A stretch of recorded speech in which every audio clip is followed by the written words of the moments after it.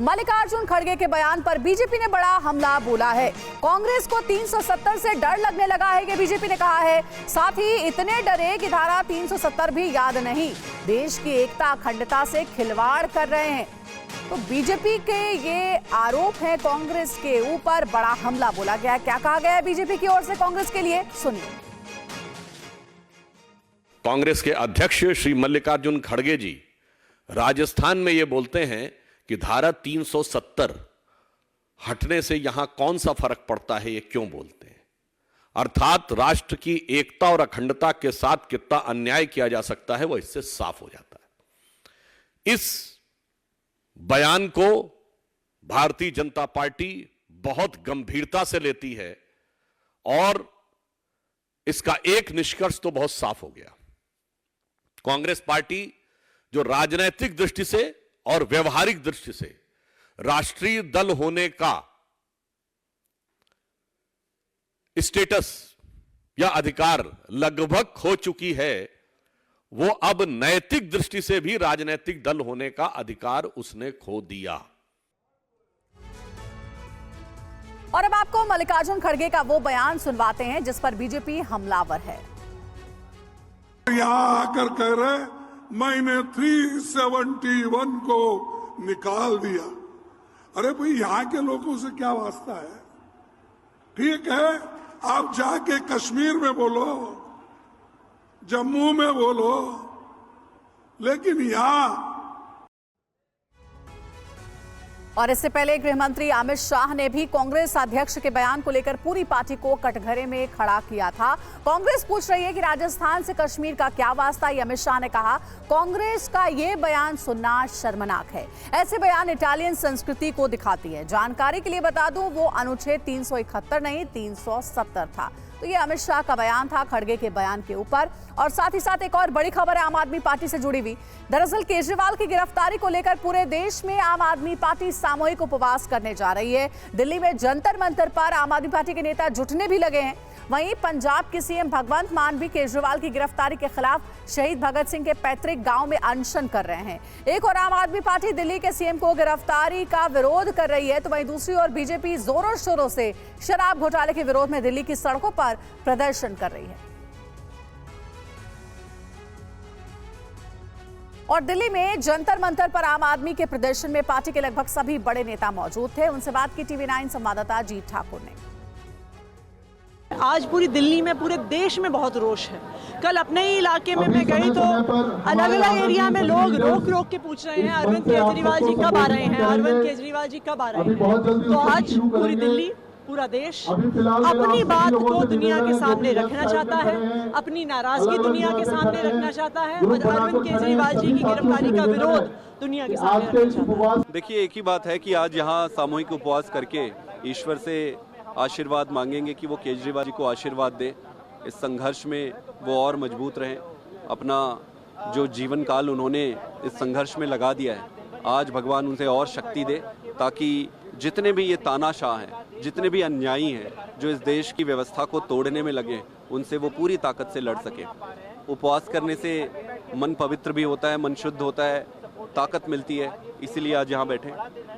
सबसे बड़े नेता अरविंद केजरीवाल, जो देश के सबसे बड़े नेता, उनको इलीगली अनकॉन्स्टिट्यूशनली जेल में बंद किया है। उसके खिलाफ पंजाब के ऑनरेबल चीफ मिनिस्टर भगवंत मान जी की अगुवाई में सारी लीडरशिप, तमाम समाज का दर्द रखने वाले लोग आज वर्त पर बैठ रहे हैं। और एक मैसेज पूरे देश में जाएगा कि जो अनकॉन्स्टिट्यूशनल, इलीगल और जो तानाशाही की तरफ देश को बढ़ाया जा रहा है, इनके खिलाफ मुंह तोड़ जवाब देने के लिए लोग लामबंद हो रहे हैं। और अब आपको सीधे लिए चलते हैं बिहार के नवादा में, जहां प्रधानमंत्री नरेंद्र मोदी रैली को संबोधित कर रहे हैं। आपका ये उत्साह, ये प्यार, ये साफ साफ बता रहा है कि नवादा के साथ साथ पूरे बिहार में एनडीए का परचम लहराने जा रहा है।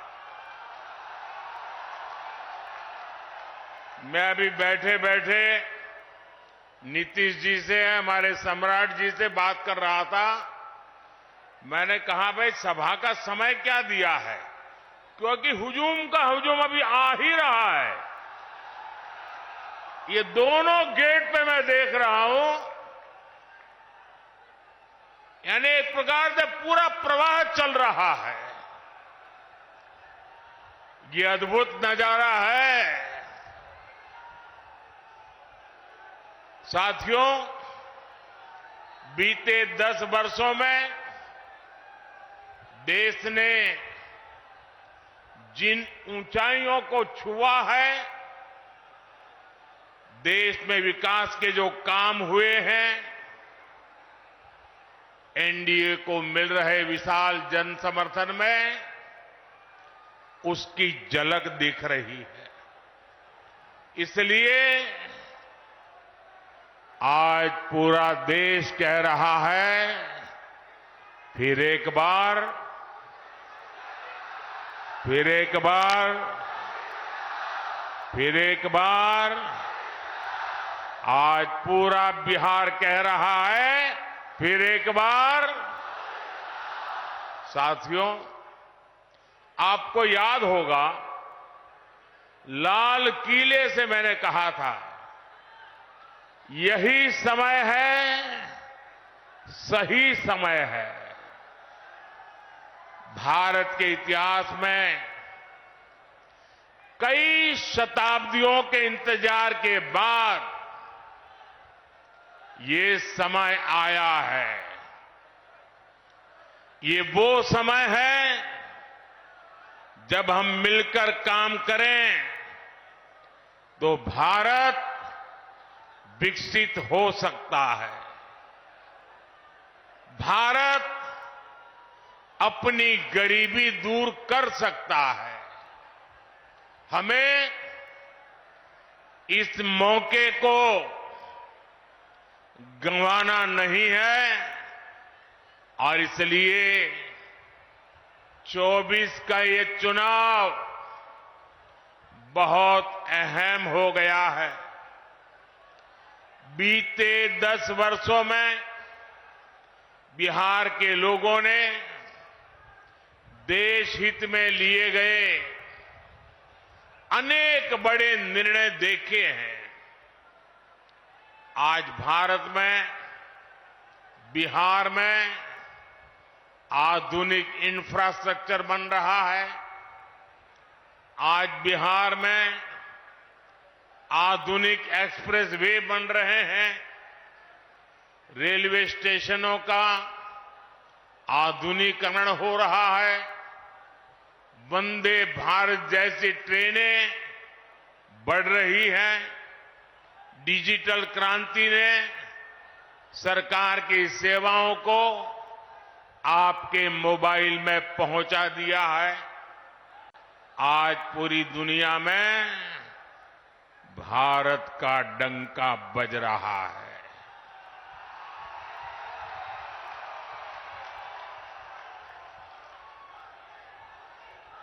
आप मेरी बात से सहमत हैं?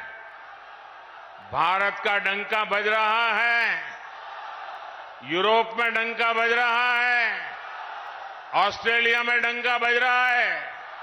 न्यूजीलैंड में डंका बज रहा है। अफ्रीका में डंका बज रहा है। अमेरिका में डंका बज रहा है। कैसे? ये कैसे हो रहा है?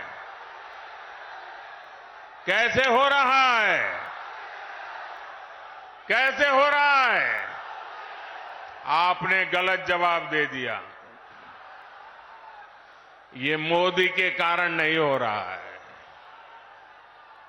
ये आपके एक वोट के कारण हो रहा है। आपके उस वोट की ताकत है जिसने देश को मजबूत सरकार दी और उसके कारण देश मजबूत कदम उठा रहा है। मुझे विश्वास है बिहार की ये महान धरती विकसित भारत के संकल्प को पूरा करने के लिए अपना भरपूर आशीर्वाद देगी। साथियों, मोदी देश से गरीबी खत्म करने के मिशन में जुटा है। मैं भी आप ही की तरह गरीबी को जीकर यहां आया हूं। मैं कभी भूल नहीं सकता कि 2014 के पहले देश में क्या स्थिति थी। करोड़ों देशवासी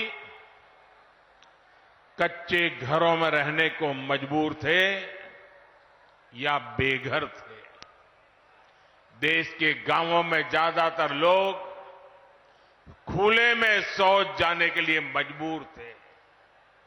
गरीबों के पास न गैस कनेक्शन था, न नल से जल आता था।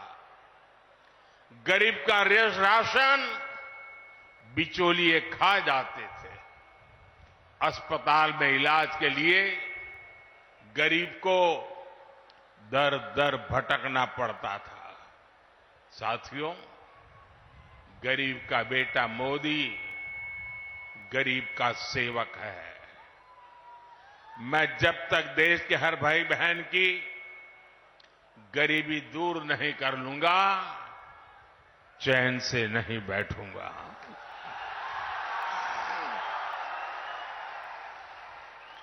बीते 10 वर्षों में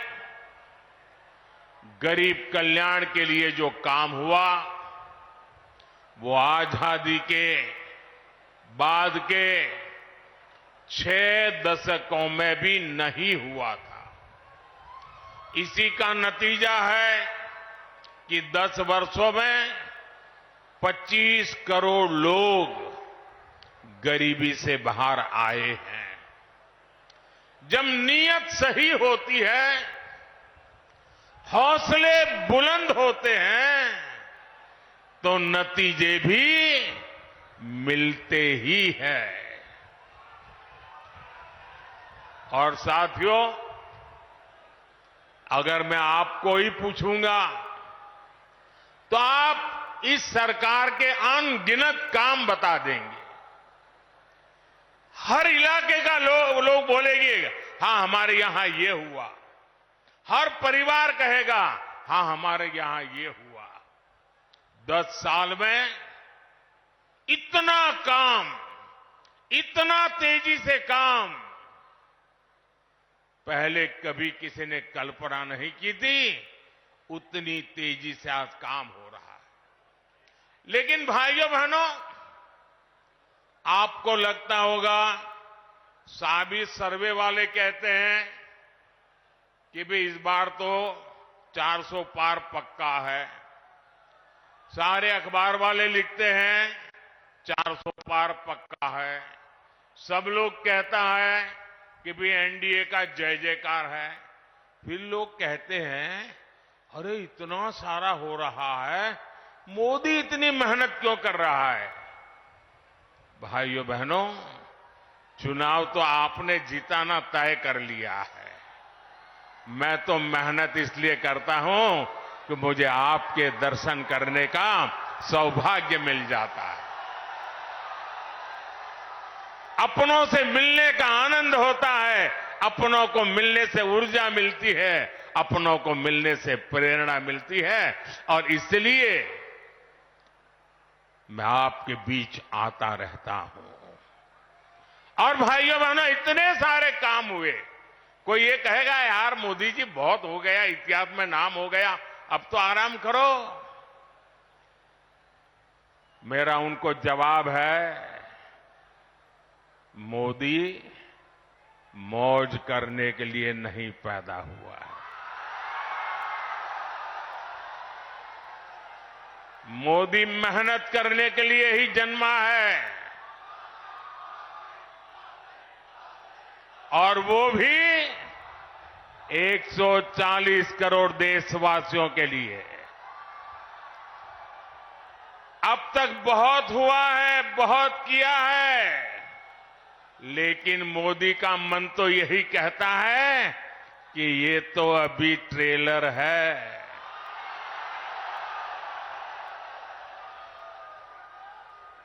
इतने से हमें रुकना नहीं है। अभी तो गाड़ी टॉप गियर में ले जाना है। अभी तो रनवे पर है, नई ऊंचाइयों को पार करना है। अभी तो बहुत कुछ करना है। हमें देश को, बिहार को नई ऊंचाई पर लेकर जाना है। साथियों, बिहार और नवादा की हमारी माताओं बहनों को लंबे समय तक जंगल राज के अंधेरे में अपना जीवन गुजारना पड़ा है। बिहार में एक वो भी समय था जब हमारी बहन बेटियों को सड़क पर निकलने से डर लगता था। नीतीश बाबू के प्रयासों से, हमारे सुशील मोदी जी के अथक प्रयासों से बिहार इस जंगल राज से बाहर निकला। अभी नीतीश जी विस्तार से बता रहे थे कि जंगल राज के समय शिक्षा की, स्वास्थ्य की, अन्य सुविधाओं की कैसी हालत थी। नीतीश जी के नेतृत्व में बिहार उन परिस्थितियों से बाहर निकला है। अब हर बहन के पास उसके इस भाई की मोदी की गारंटी भी है। आज 12 करोड़ घरों में बने इज्जतघर महिलाओं के सम्मान की गारंटी है। आज बिहार में करीब 1.25 करोड़ उज्ज्वला सिलेंडर धुएं से आजादी की गारंटी है। अकेले नवादा में ही 2 लाख से ज्यादा उज्ज्वला कनेक्शन है। बिहार के गरीबों को मिले 37 लाख पीएम आवास महिलाओं की सुरक्षा और सुविधा की गारंटी है। बिहार के 8.5 करोड़ लोगों को मिल रहा मुफ्त राशन इस बात की गारंटी है कि किसी मां की संतान भूखे पेट नहीं सोएगी। इतना ही नहीं, तीसरे कार्यकाल में अभी तो मोदी की कई और गारंटी आने वाली है। अब मोदी की गारंटी है कि गांवों की 3 करोड़ बहनों को लखपति दीदी बनाएंगे। अब मोदी की गारंटी गांव और गरीब परिवार की बहनों को ड्रोन पायलट बनाने की है। मोदी ने पीएम सूर्यघर मुफ्त बिजली योजना भी शुरू की है ताकि गरीबों का बिजली का बिल, मध्यम वर्ग का बिजली का बिल 0 हो जाए, शून्य हो जाए। लेकिन साथियों, मोदी की ये गारंटियां कांग्रेस, आरजेडी वाले, इंडी गठबंधन वालों को परेशान कर रही है, उनको पसंद नहीं आ रही है। इंडी गठबंधन के एक बहुत बड़े नेता ने कहा कि मोदी जी आपको जो गारंटी देता है उस पर बैन लगना चाहिए। अरे इतने डर गए हो क्या? अरे मोदी की गारंटी से घबरा रहे हो क्या?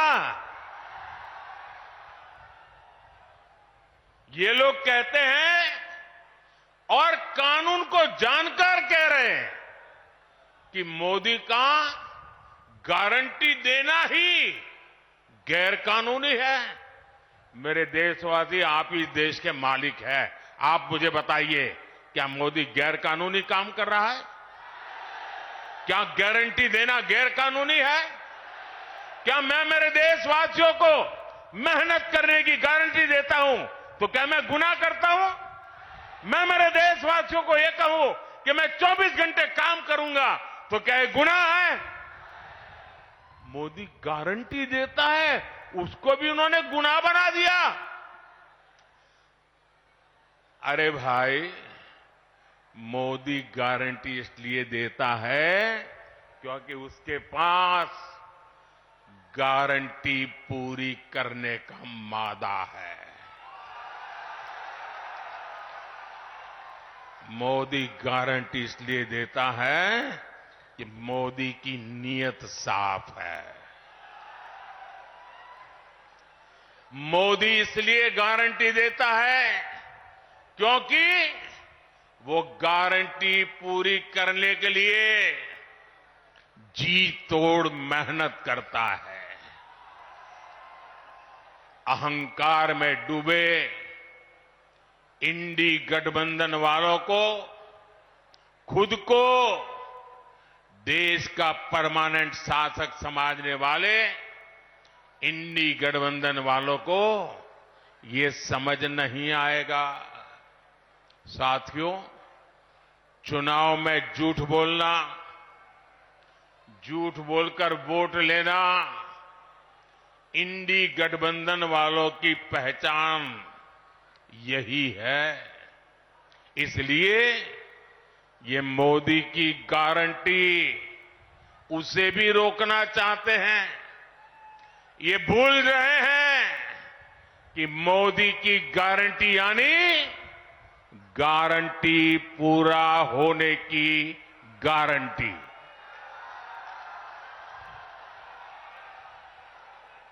मोदी ने कश्मीर में 370 खत्म करने की गारंटी दी थी। नतीजा क्या हुआ? नतीजा क्या हुआ? 370 गई कि नहीं गई? गई कि नहीं गई? ये बाबा साहब आंबेडकर के संविधान की बातें करते हैं, लेकिन ये इंडी गठबंधन वाले जवाब दें। इतने साल आपने राज किया, संविधान के नाम में गीत गाते रहते हो, लेकिन आपने जम्मू कश्मीर में बाबा साहब आंबेडकर का संविधान लागू नहीं होने दिया था। ये मोदी है जो बाबा साहब आंबेडकर के संविधान को जम्मू कश्मीर की धरती पर भी ले गया, इतने सालों के बाद ले गया। और आप कमाल देखिए, कांग्रेस के राष्ट्रीय अध्यक्ष, छोटा पद नहीं है, उन्होंने अभी भाषण किया। उन्होंने ये कहा, और वो कहीं शायद राजस्थान में बोल रहे थे, उन्होंने कहा कि भाई ये राजस्थान में आकर के 370 का क्या लेना देना, मोदी यहां आकर के 370 की बात क्यों करता है। ये सुनकर के मुझे बहुत शर्म आई। दोस्तों, क्या जम्मू कश्मीर हमारा है कि नहीं है? जम्मू कश्मीर हमारा है कि नहीं है?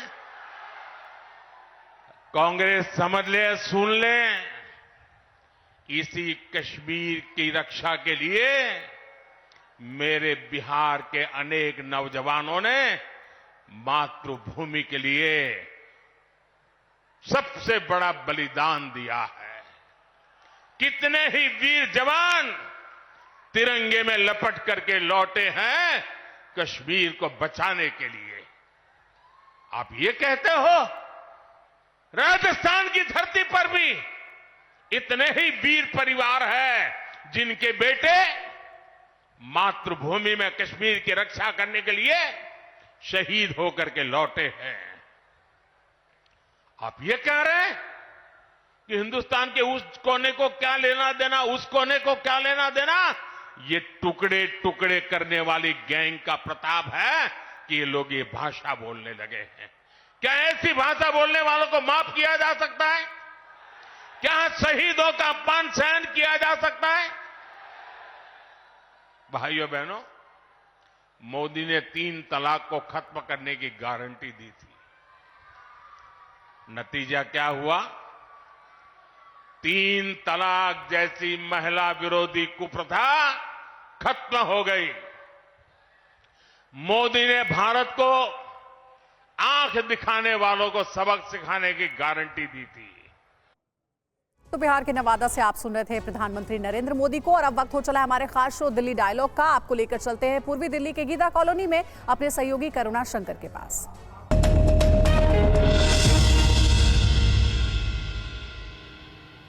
नमस्कार, दिल्ली डायलॉग में एक बार फिर से आप सभी का स्वागत है और आपके साथ मैं हूं करुणा शंकर शर्मा। और आज हम मौजूद हैं यहां पर, देखिए बड़ी संख्या में लोग यहां पर आए हुए हैं। उनसे हम बात करेंगे गीता कॉलोनी जो कि पूर्वी दिल्ली लोकसभा सीट में है।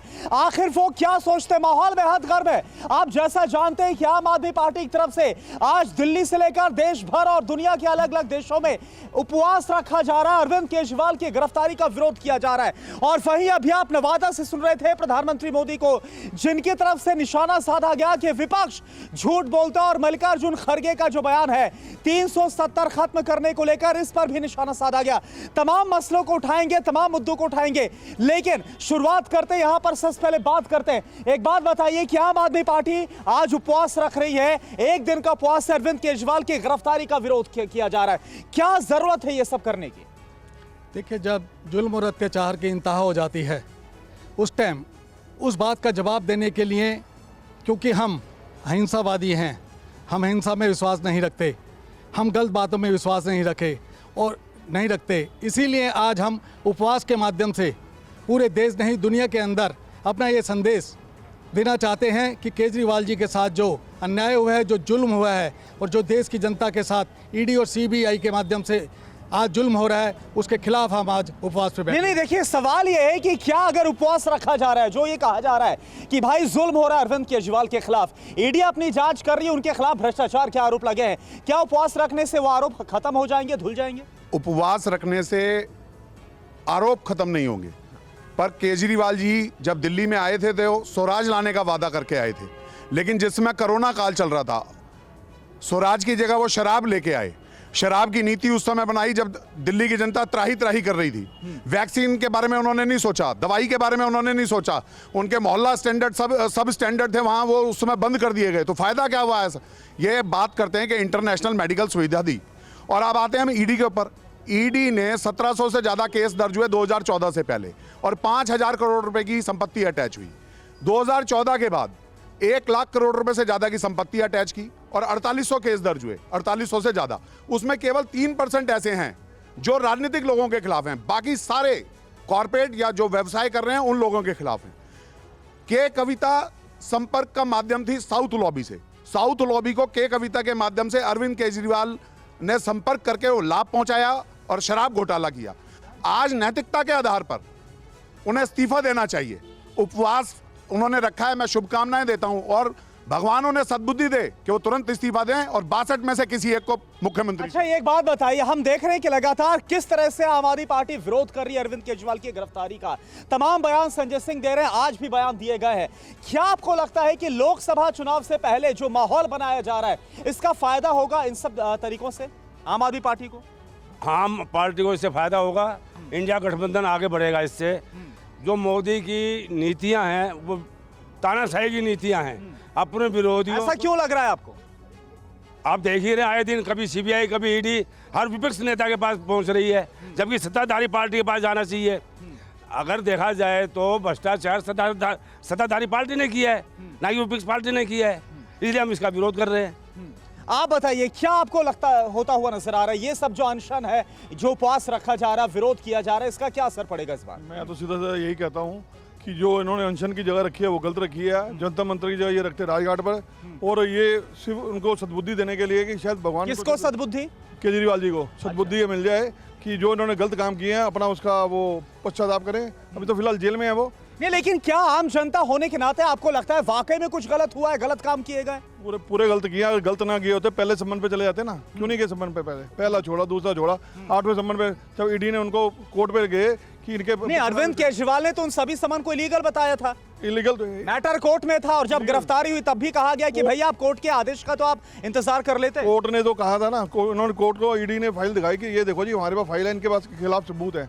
तो वो कोर्ट ने देखा कि इनको अभी तक गिरफ्तार क्यों नहीं किया गया। उसके बाद ईडी उनके घर गई, उनको अरेस्ट किया, उसके बाद केस हुआ। अच्छा, अभी संजय सिंह की तरफ से जो कि उपवास पर बैठे हुए हैं, उनकी तरफ से कहा गया है कि भाई 426 गवाह थे कुल मिलाकर, उनमें से सिर्फ 4 जो गवाह है उनकी तरफ से कहा गया जिन्होंने अरविंद केजरीवाल का नाम लिया और उसके बिना पर गिरफ्तारी कर ली गई। क्या ये मैसेज आम जनता के बीच में भी जा रहा है?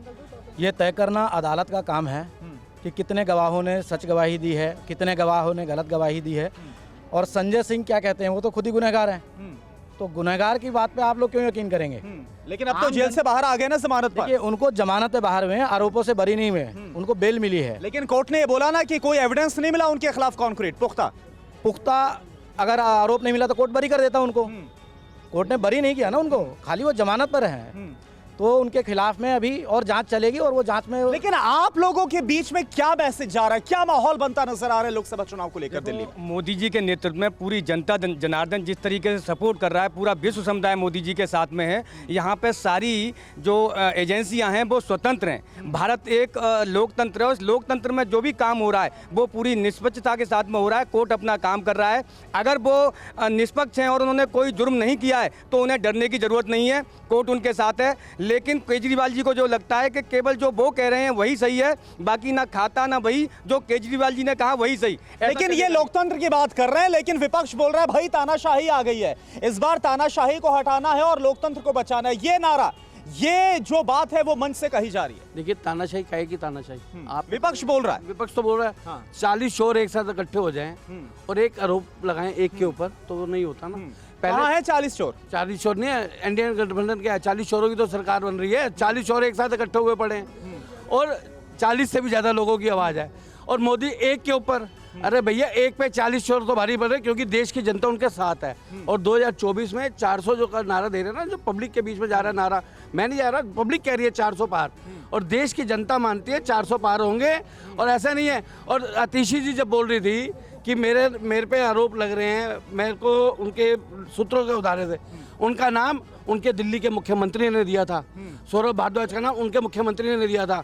आप चोर चोर मुसेरे भाई बन के बैठ जाओ तो ऐसे नहीं होता।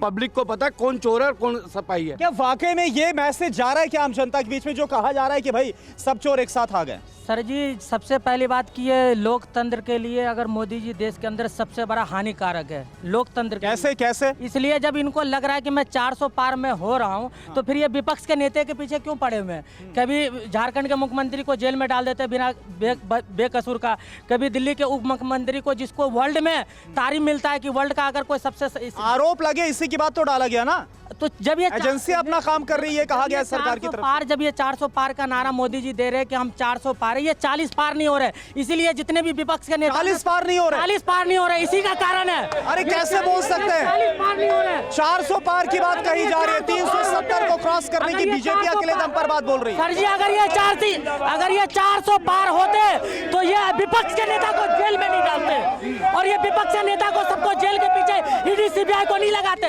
ये 40 पार नहीं हो रहे, ये 40 पार नहीं हो पा रहे, इसीलिए ये 400 पार का नारा दे रहे हैं। क्या बोल रहे हैं आप, कुछ बोलना चाह रहे हैं? जैसा कि अभी मेरे साथी यहाँ पर बहुत जोर जोर से चिल्ला रहे हैं कि अब की बार 400 पार, मैं भाजपा के नेतृत्व से और मोदी जी से ये पूछना चाहता हूँ कि अगर ये 400 पार की बात करते हैं तो हरियाणा जो 10 उम्मीदवार हैं उसमें से 6 इन्होंने क्यों कांग्रेस के उम्मीदवार लोकसभा के माध्यम से चुनाव लड़वा रहे हैं?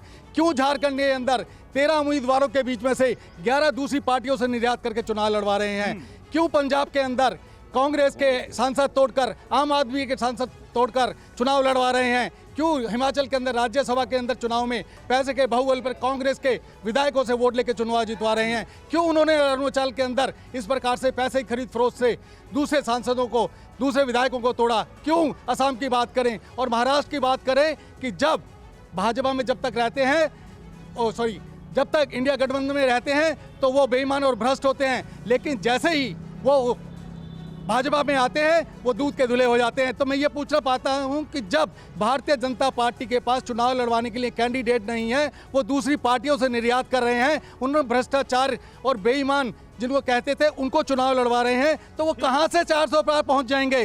वो 400 पार कभी नहीं पहुंच सकते, यही डर उनको सता रहा है। आपको लग रहा है कभी नहीं पहुंच पाएंगे? आप बताइए, थोड़ा सा एक तरफ हो जाइए, आप बताइए। ठीक है, यहाँ तो 400 पार की बात की जा रही है। दिल्ली की 7 लोकसभा सीटों में किसकी नैया पार लग रही है? किसकी नैया पार दिल्ली की 7 सीटों पर? केजरीवाल। आपको क्या लग रहा है इस बार दिल्ली की 7 सीटों पर किसकी नैया पार?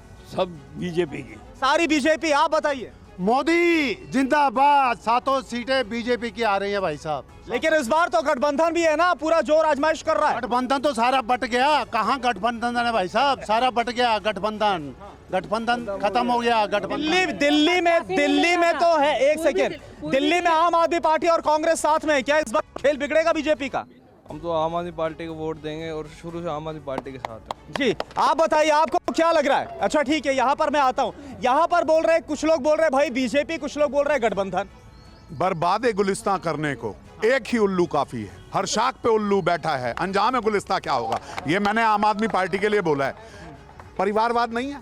अब मुख्यमंत्री जी की धर्मपत्नी बनेंगी, अरे संजय सिंह को ही मुख्यमंत्री बना दो, किसी और 62 में कोई योग्य। ये भी डिक्लेयर तो नहीं किया गया ना कि सुनीता केजरीवाल बनेगी। 2013 से और अब तक 2013-14 से पार्टी के मुखिया अरविंद केजरीवाल, मुख्यमंत्री भी अरविंद केजरीवाल, इनकी जो पार्लियामेंट्री बोर्ड है जो टिकटों को तय करती है उसके भी प्रमुख हुई, सब जगह प्रमुख। परिवारवाद हो गया ना। आपको कोई आप अनुसूचित जाति वर्ग से या मुस्लिम वर्ग से बनाओ ना किसी को मुख्यमंत्री और पार्टी का अध्यक्ष, क्यों नहीं बनाते? क्यों नहीं बनाते? दूसरा, आ रहा हूं आपके पास। ईडी ने जो भी केस दर्ज किया है या सीबीआई ने किया है, एक भी केस भारतीय जनता पार्टी की सरकार ने विड्रॉ नहीं किया है। अगर किसी को जमानत मिल रही है, कभी ये कोर्ट पे विश्वास नहीं करते। अब संजय सिंह को जमानत दी तो कोर्ट ने दी, केजरीवाल को भेजा जेल तो कोर्ट भेज रही है। तो जुडिशरी पे भरोसा रखो, इंडिपेंडेंट निकाय है। ईडी भी इंडिपेंडेंट है, सीबीआई भी इंडिपेंडेंट है, काम कर रहे हैं। अगर आप पे सबूत है आपकी ईमानदारी का तो डरो मत, अदालत में सारे सबूत। ठीक है, आप बताइए, क्या आपको लगता है इंडिपेंडेंट तरीके से काम हो रहा है? बिल्कुल इंडिपेंडेंट तरीके से काम हो रहा है, जांच एजेंसी अपना। लेकिन विपक्ष बोल रहा भाई जानबूझकर विपक्ष को टारगेट पर लिया जा रहा है। जितने नेता जा रहे हैं सब विपक्ष के जेल के अंदर है। नहीं, ऐसा कुछ नहीं, उन्होंने कुछ गड़बड़ घोटाले किए हुए इसलिए अंदर जा रहे हैं। ये यानी आप लोगों को लग रहा है गड़बड़ घोटाला हुआ है? बिल्कुल हुआ है, बिल्कुल हुआ, बिल्कुल। क्या बोल रहे हैं? पक्का घोटाला हुआ है। हमारे आदमी का 300 करोड़ रुपया खा गया केजरीवाल, दुकानें बंद पड़ी है, सील पड़ी है, घर से बेघर हो गया, 100 रुपया नहीं रोटी खाने को, सीबीआई पीछे लग रही है और जो सिक्योरिटी दे रखी है सारा वो। लेकिन आम आदमी पार्टी बोल रही है 1 रुपए का घोटाला नहीं हुआ है। मेरे सामने है ना, मैं बताता हूँ उसको कहाँ घोटाला। मैं उस आदमी को पेश करता हूँ। हमारा किसान है, वो पानीपत के अंदर रहता है, 300 करोड़ की जमीन बेची है उसने, ये दुकानें ली उसने, 12 ठेके लिए हैं उसने। तो वो घर से आज आम आदमी पार्टी उपवास कर रही है।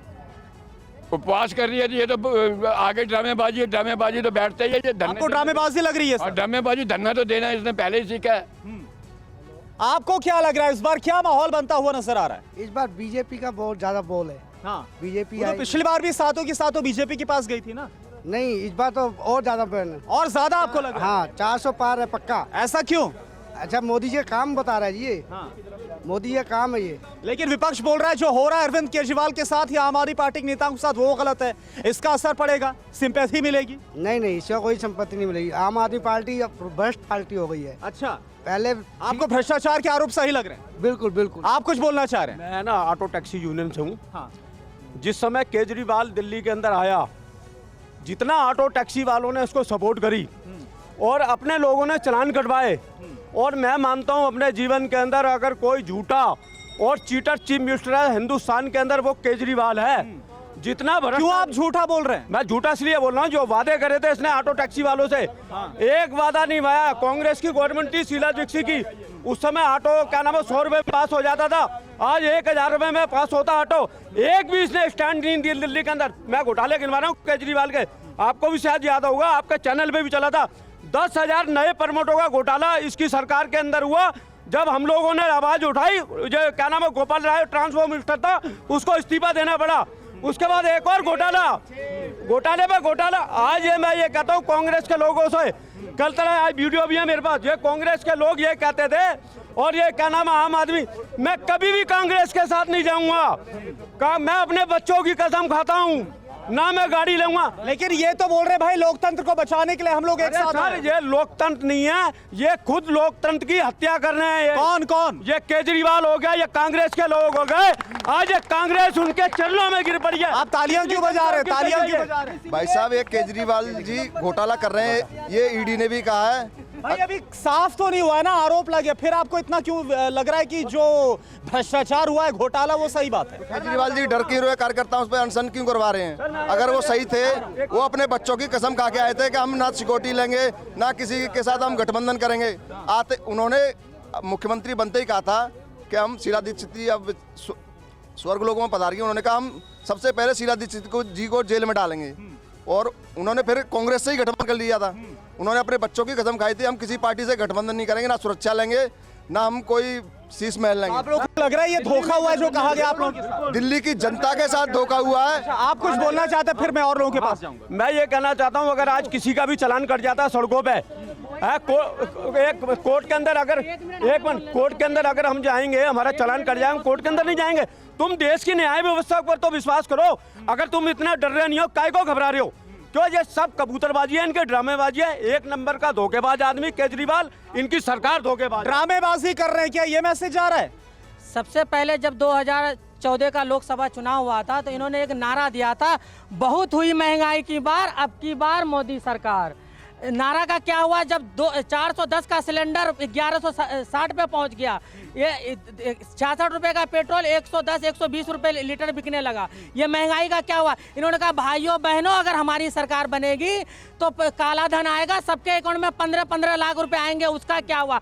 मोदी जी ने 2019 लोकसभा में और 2014 लोकसभा में जो भी वादे किए, उसमें से एक भी वादा बता दे 370 के अलावा इन्होंने कोई पूरा किया हो? क्योंकि इन्हें कुछ नहीं आता, इन्हें बस यही आता, इनको आता कुछ नहीं है, इनको आता कुछ नहीं है। इनको एक बड़े बुजुर्ग ठीक है, तो देखिए दोनों तरफ है। कुछ लोगों में काफी गुस्सा नजर आ रहा है अरविंद केजरीवाल की सरकार को लेकर, कुछ लोगों को विश्वास हो रहा है आरोपों पर, लेकिन कुछ लोग ये बोल रहे हैं कि सरासर गलत है, विपक्ष के साथ गलत हो रहा है। फिलहाल इसी के साथ आज के इस प्रोग्राम में इतना ही। कल एक बार फिर से आपसे मुलाकात होगी डायलॉग में। नमस्कार।